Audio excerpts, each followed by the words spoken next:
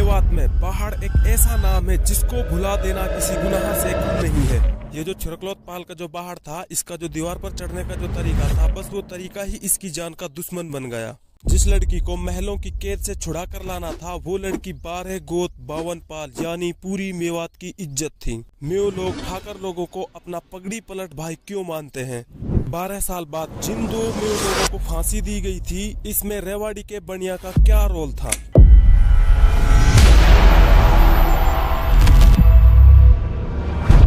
छिरकलोत गोत के हजारों साल पुराने इतिहास की बात करें तो ये गोत नाम के पीछे मौलवी अब्दुल शकूर ने बेहद मेहनत करके पाया कि गोत नाम संस्कृत का शब्द है जिसका मतलब होता है बाड़ा। इसकी हकीकत का ये अनुमान लगाया जाता है कि जब इंसानों ने दुनिया में फैलना शुरू किया था तो उस वक्त इंसानों के पास घर बनाने के तौर तरीके के बारे में कुछ भी मालूमात नहीं थी। तो उस दौर में इंसान अपने आप को गर्मी और सर्दी से बचाने के लिए पहाड़ों की गुफाओं में रहा करते थे। इस प्रकार की गुफाओं को आप आज भी देख सकते हो। फिरोजपुर झिरका के पहाड़ों में इस प्रकार की गुफाएं मौजूद हैं, जिसकी हकीकत के बारे में सिर्फ वही जानता है जिसने पूरी दुनिया को बनाया है। लेकिन दुनिया के हिसाब से इंसानों ने अपने आप को जिंदा रखने के लिए लकड़ी का इस्तेमाल करना शुरू किया था। तो इन लोगों ने लकड़ी का इस्तेमाल करके एक छप्पर बनाया। फिर इन लोगों में धीरे धीरे छप्पर बनाने की परंपरा शुरू हो गई। फिर ये लोग छप्पर या झोपड़ी के घर बनाकर रहने लगे। इस झोपड़ी के घर को जंगली जानवर या जानी दुश्मन से बचाने के लिए इन लोगों ने लकड़ी की दीवार या एक ऐसा घेरा बनाया। इस घेरे का एक बाड़ा बना लिया करते थे और इस बाड़े को ही गोत कहा करते थे। मेवात में एक नाम आज भी सुनने को मिलता है जो कुछ इस प्रकार होता है, जिसे गेत कहा जाता है, जिसमें उपला लकड़ी ऐसे ही जरूरत की चीजों को वहाँ पर रखा जाता है। और इस गोत में जो लोग रहते थे, इन लोगों का एक सरदार होता था जिसके नाम से इस गोत को जाना जाता था और गोत को संस्कृत में गोत्र भी कहा जाता है। ऐसे ही मेवों में 52 गोत और 12 पाले हैं, जिनमें एक नाम है छिरकलोत। जब 1266 में गयासुद्दीन बलबन दिल्ली की गद्दी पर बैठा तो उस वक्त मेवात के लोग सुल्तान गयासुद्दीन बलबन के खिलाफ थे और गयासुद्दीन बलबन मेवात के लोगों की गर्दनें काटने के लिए अपनी शमशीर चमका रहा था। जब सुल्तान बलबन ने मेवातियों का कत्ले आम किया था, इसके जुल्म से बचने के लिए मेवात का एक हुक्मरान था जिसका नाम काको राणा था, जो बालोतपाल से ताल्लुक रखता था। इसने ऐसा काम किया कि आज अगर आप करने बैठोगे तो शायद ही आप ये काम पूरा कर पाओगे, क्योंकि मेवों की अब आधी तादाद पाकिस्तान जा चुकी है। इस काको राणा बालोत ने बलबन से लड़ने के लिए सभी मेवों को बुलाया और पाले और गोते बांटी। उस वक्त छिरकलोत्पाल के 95 गांव थे और आज इनकी संख्या का अंदाजा भी नहीं लगाया जा सकता। इस छिरकलोत्पाल का एक गांव है जिसका नाम है कोट। इस कोट गांव में एक व्यक्ति था जिसका नाम अणके था। इस अणके के 2 लड़के थे, जिनमें एक का नाम पीपला था और दूसरा का नाम बहाड़ था। और जो ये बहाड़ था, जब ये जवान हुआ तो इसकी शादी अलवर के पास एक गाँव है जिसका नाम डाउरी है, तो डाउरी में इसकी शादी कर दी। उस वक्त हिंदुस्तान मुल्क में मुगल बादशाह अकबर की हुकूमत थी और अकबर की सेना में बीसरू गांव का एक नौजवान सैनिक था जिसके घर में एक लड़की थी जो लगभग 17-16 साल की थी, जिसका नाम रजनी था। बीसरू गांव की लड़की रजनी के साथ क्या हुआ कि अकबर की सेना के कुछ सैनिक पहरा दे रहे थे या किसी काम से जा रहे थे, तो ये रजनी बीसरू और फरदरी गाँव के बीच में लकड़ी या गोबर की किरकटी या कोई ऐसा ईंधन इकट्ठा कर रही थी जिसे चूल्हे में डालकर जलाया जाए। तो ये सैनिक इस लड़की को इस लालच में उठा कर ले गए कि अगर इस लड़की का निकाह बादशाह से करा देंगे, इसकी खूबसूरती में हमें इनामात से नवाजेगा। बाज लोग ये भी बयां करते हैं कि इस लड़की को घर से उठाया गया था जब इसके बाप ने किसी शाही परिवार के किसी व्यक्ति की अपने घर पर दावत की थी, तो वो लोग इसे घर से उठा कर ले गए। बहरहाल जो भी हुआ था, ये एक धोखा था जिसे धोखे से ले जाकर इस लड़की को अकबर के महल में कैद कर लिया। और ये बात मेवात के लोगों को बुरी लगी कि इसमें सबसे बुरी लगने वाली बात जो थी वो ये थी कि मेव मुगलों को डोला नहीं देना चाहते थे, चाहे कुछ भी हो जाए। डोला मतलब मेव अपनी लड़की को मुगलों को नहीं देना चाहते थे। मेव का जो विचार था वो ये था कि हम मुगलों के दामाद बनना पसंद करेंगे, ना कि मुगल हमारे। हमें ये निकाह पसंद नहीं है, कैसे भी करके इस लड़की को वापस लाया जाए। तो इस बात को लेकर मेवात में एक बहुत बड़ी पंचायत हुई जिसमें पूरी मेवात के गोत्रपाल के लोग सभी को बुलाया गया, जो एक बहुत बड़ी पंचायत थी। और जो ये हुआ था ये बहुत बुरा हुआ था। मेव ने कहा कि अगर ये निकाह हुआ तो लोग ये सोचेंगे कि मेव ने अपनी इज्जत के साथ सौदा कर लिया है। और पंचायत में ये बात रखी गई कि इस लड़की को अकबर के महलों में से कौन लेकर आएगा। और ये पहली पंचायत थी जो पिनंगवा में हुई थी। पिनंगवा उस वक्त खांजादो का मरकज था और इस पंचायत में इस लड़की को लाने की जिम्मेदारी किसी ने भी नहीं ली। फिर 27 मई 1587 को नई गांव में इसी मसले को लेकर दूसरी पंचायत हुई और इस पंचायत में भी बेशुमार लोग जमा हुए। इस पंचायत में भी वही बात रखी गई कि चाहे कुछ भी हो जाए ऐसा नहीं होने देंगे। और ये रहा बीड़ा, बताओ कि कौन लेकर आएगा उस लड़की को। यहाँ पर इस पंचायत में ये शर्म से खा जाने वाली बात हो गई कि इतनी बिरादरियों के लोग थे और इतने पाले और गोते के लोग थे, किसी ने भी उस लड़की को लाने की हाँ नहीं की। और जो कोट गांव का जो बाहर था वो ये सब देख रहा था, उससे यहाँ रहा नहीं गया तो उसने कहा कि इस लड़की को महलों की कैद से मैं छुड़ा कर लेकर आऊंगा। बाहर जो था वो एक दौड़ा था और घोड़े की सवारी करने में ये माहिर था। पंचायत में बाहर ये बात कहकर घर आ गया, लेकिन घर आकर उसने सोचा और सोचने लगा कि ये कोई छोटा मोटा काम नहीं है जो यूं ही हो जाएगा।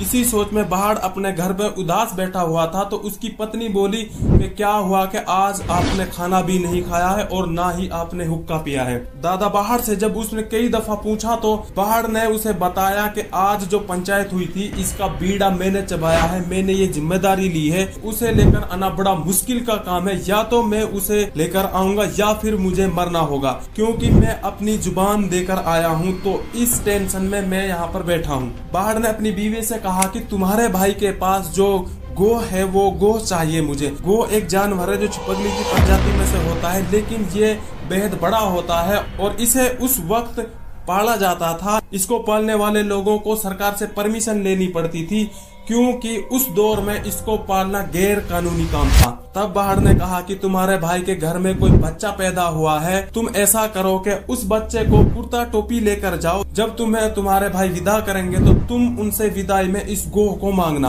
बाहर की पत्नी ये करने के लिए राजी हो गए और उसने तैयारी शुरू कर दी। उसने सौगात में धानी और गेहूं और गुड़ के लड्डू बनाए। फिर अगले दिन बाहर ने उसको गाँव के लिए रवाना कर दिया। वहाँ पहुँचकर उसने उन्हें कुर्ता टोपी दिया और अगले दिन वो वहाँ से वापिस होने लगी। तो जब उसके भाई उसको विदाई देने लगे तो उसने कहा कि रहने दो भाई, तुम ये सब छोड़ो, चंद सेकंड आप इसकी बात सुनो। पहुंची तो हूँ जार गाँव में, वाने बड़ी राजी खुशी करी। बाहर बहुत दिन में आई और वाने कही भाई आई का तेरे बालक हो कुर्ता टोपी नुक भाई, हाँ बहुत दिन में बालक हो हमारे बालक की नाव कुर्ता टोपी पहराए, अपनी बहन को मान सम्मान करो। टूट टूक जो नुक भाई तो मैं चलूँ, फिर बहन कुर्ता टोप पहराए बता कहा भाई देखे इस बात मेरे तो सब कुछ है। मैं कहा आखिरकार जब ने घणो प्रेस दियो वानी की भाई खुद दिया वानी की बहन जाने मांगा कि तो जाने, लेकिन उस टाइम भाई बहन को बड़ा एक नेक रिश्ता लगा तो वानी के भाई मेरे सिर पे हाथ दर्द, अपने सिर पे हाथ दर्द भाई ऐसे कर भाई बोले गो दे दे या कहा करा की बहन जब ये ले लियो वानी के ठीक है। जब फिर ऐसे ही ले जा करोगी कहा भाई वो कुछ वाने कोई भेद ना भाई वालू दे दी उन्हें वाने खरोला में बैठा दी। हालांकि मान जब दी वाके बड़ा दुख हो क्योंकि उनको रोजी रोटी का धंधो आयकर कार वाने को जब दे दी वाने वो खरोला में बिठाई और वो तो इतनी दौड़ के चली घोड़ा ने किसी दौड़ पे आई सारी घोड़ा पे कहीं बैठ के गई हुई जब हूँ आई पहली धूल छूट बुढ़ो कभी उठ जावे कभी बैठ दे दादा बाहर हुआ उचा कुछ देख लो यार किस आवे तो यार धूल से तो उठती आ रही है जन्म वही तो ना हुआ तो डांडे पे जाली हुई बता ना नुक दे तो दिया पर उनके माथे तोड़ी पड़ी नुक कोई बात ना उनकी वापिस दे देंगे। बाहर इस गोह को लेने के बाद अपने गांव कोट से आगरा की तरफ चल दिया। आगरा में पहुंचकर ये सराय में एक भटियारन के पास रुका। उसके पास एक या दो खड़ रुका था। उस भटियारन ने इससे पूछा कि तुम कोई मुसाफिर तो नहीं हो, तुम किसी और मकसद के लिए आए हैं। तो बाहर ने उसे बताया कि ऐसा ऐसा हुआ है, मुझे महल में जाना है और मुझे ये पता करना है कि जो लड़की मेरे यहाँ से उठाई गई है वो महल में कहाँ पर है। तो बाहर ने इससे कहा कि तुम मेरी इसमें मदद कर सकते हो। ये जो भटियारन जो होती है पहले हर शहरों में हुआ करती थी। इसका जो काम था वो ये था कि जो मुसाफिर जो लोग हुआ करते थे ये उनके लिए रोटियां पका कर देती थी। वो मुसाफिर इसे रोटी के बदले में या तो इसको पैसा दिया करते थे या फिर उनका बचे हुआ आटे को इसी के लिए खाने के लिए छोड़ दिया सोया करते थे। तो इस भटियारन ने कहा कि तुम खुद तो मारे ही जाओगे और तुम मुझे भी मरवाओगे। और भटियारन ने कहा कि मैं एक ऐसी औरत को जानती हूँ जो इस महल में झाड़ू लगाती है। इस भटियारन ने झाड़ू लगाने वाली औरत की बात बाहर से करवाई। तो इस झाड़ू लगाने वाली ने बताया कि महल में कई लड़कियां नई आई हैं, मैं उनके लिए कमरे की सफाई करके आई हूँ। कुछ लड़कियां तो ऐसी हैं जो खाना भी नहीं खा रही हैं। अब मुझे ये नहीं पता कि आप कौन और किस लड़की को ढूंढ रहे हैं, लेकिन महल में नई लड़कियां आई जरूर हैं और ये लड़कियां ऊपर हैं। तो इसने बाहर को इस लड़की के बारे में एक अच्छी जानकारी दी और बाहर ने इसे दान दक्षिणा देकर भेज दिया। फिर रात के वक्त में बाहर महल की तरफ गया तो देखा कि महल के चारों ओर गहरी खाई थी, पानी भरा हुआ था। बाहर अपने घोड़े पर बैठा हुआ था। बाहर ने अपने घोड़े को जैसे तैसे करके इस पार से उस पार पहुंचा दिया। और एक ठाकर था जो पहरेदारी कर रहा था। तो इस ठाकर ने बाहर को देख लिया। तो बाहर ने ही इससे पूछा कि तू कौन है। तो इसने कहा कि मैं ठाकर हूँ। तो बाहर ने कहा कि मैं भी ठाकरों से बड़ा हूँ, मैं मेव हूँ। इन दोनों में एक झगड़ा या एक कुश्ती हुई थी जिसमें बाहर इस ठाकर की गर्दन पर अपना पैर रखता है। तो ठाकर ने कहा कि भाई तू जीत गया, मुझे छोड़ दो, अगर मैं मर गया तो आज ही मेरा घर का दिया गुल हो जाएगा। मैं अपने बाप के अकेला एक ही लड़का हूँ। फिर बाहर ने इसे बताया कि मैं एक लड़की को लेकर आया हूँ। बाहर ने इसे बांध दिया और गोह को दीवार पर फेंक दिया और गोह दीवार में चिपक गई और गोह में एक रस्सा बंधा हुआ था। उस रस्से के जरिए बाहर इस किले की दीवारों पर चढ़ गया और उस जगह पर पहुंच गया जहां उस झाड़ू लगाने वाली औरत ने उसको बताया था। इसलिए वहां जाकर देखा, वहां बहुत सारी लड़कियां थी और इसने कभी रजनी को देखा ही नहीं था। ये वहां जाकर कंफ्यूज हो गया कि और सोचने लगा कि मेवनी कैसे सोती है और दिखने में कैसी होती है। इसने मेवनी की कुछ आदतें याद की और इसने ढूंढना शुरू कर दिया। तो इसने जब रजनी के पैर को पकड़ा तो रजनी ने कहा कि तू कौन है। इसने कहा कि मैं बाहर हूँ और मैं कोट गाँव से हूँ। रजनी ने कहा कि तू यहाँ क्या कर रहा है। बाहर बोला कि मैं तुम्हें यहाँ लेने आया हूँ। रजनी बोली कि तू यहाँ से चला जा, नहीं तो इनके हाथों से मारा जाएगा। बाहर बोला कि मैं तुम्हें लेके ही जाऊंगा, अगर खाली हाथ जाऊंगा तो शर्म के मारे मर जाऊंगी। ये सुनकर रजनी चलने के लिए तैयार हो गई। बाहर ने रजनी को अपनी पीठ से बांधकर उस रस्से से उतरने लगा जिस रस्से से चढ़ा था और ये रस्सा एक गोह में बंधा हुआ था। जब ये नीचे उतरा तो बाहर इस गोह को दीवार से हटाने लगा। तो बाहर ने कभी गोह को ना तो दीवार से कभी चिपकाया था और ना बाहर ने कभी गोह को दीवार से छुड़ाया था। तो ये चिपकी हुई गोह बाहर से दीवार से नहीं छूटी। तो बाहर खुशी और जल्दी में इस गोह को दीवार पे चिपका ही छोड़कर चल दिया। जब वो चलने लगा तो बंधे हुए ठाकर को देखकर उसने उसे खोला। तो ठाकर बोला कि खोलना मत, मुझे बंधा ही रहने दो। तब बाहर ने उसे वहीं बंधा छोड़कर और उसे बाहर ने अपना भाई मानकर उसकी पगड़ी अपने सर पर पहन ली और अपनी पगड़ी उसके सर पर पहना दी। रजनी को लेकर चल दिया। जब रजनी को लेकर बाहर घर आ गया तो फिर तीसरी पंचायत हुई। इस पंचायत में पंचों के चेहरे पर खुशी थी कि बाहर ने वो काम कर दिखाया जो इतनी बड़ी बड़ी बालों में से किसी से भी नहीं हुआ। इस लड़की को लेकर आने वाले को न कोई इनाम था, न किसी ने ये कहा कि जो लड़की को लेकर आएगा उसको इनाम के तौर पर ये दिया जाएगा। बस बात थी नाक की और इज्जत की। बाहर ने रजनी को लाकर पूरी मेवात की लाज रख दी और पंचों ने अपनी खुशी के साथ इस लड़की को बाहर के निकाह में दे दिया। और आगरा के महल में जिस दीवार से बाहर गया था वो गोह उसी दीवार पर चिपकी हुई थी और उस गोह को सिपाहियों ने अपने अंडर में ले लिया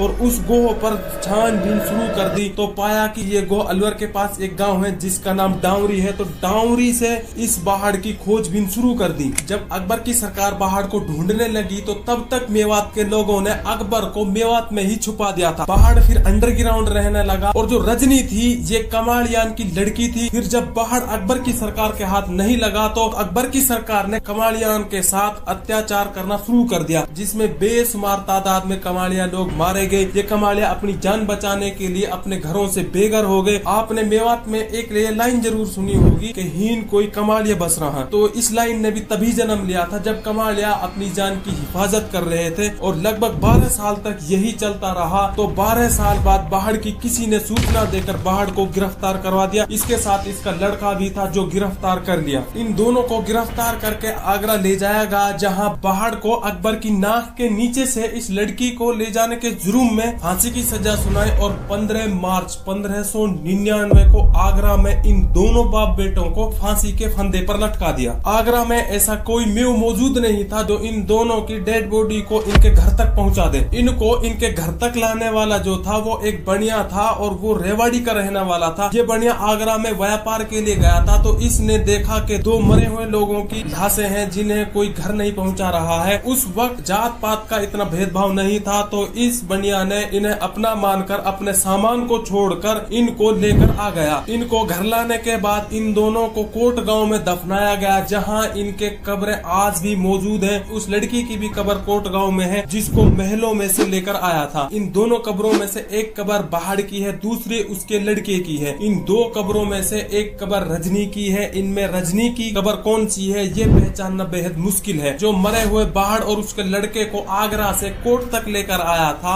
उसे मेव ने इज्जत के साथ इसके सर पर पगड़ी बांधी। तो ये थी एक मेव की एक सच्ची कहानी जो न जाने कितने दिनों से अधूरी थी। हमने इसको पूरे करने की एक छोटी सी कोशिश की है। उम्मीद है कि आपको ये सुनकर बहुत अच्छा लगा होगा। बने रहिए हमारे साथ, मैं बताऊंगा आपको मेवात के छुपे हुए रहस्य या फिर ऐसी घटना जिसको हम भूलते जा रहे हैं। बने रहिए हमारे साथ। थैंक यू, धन्यवाद।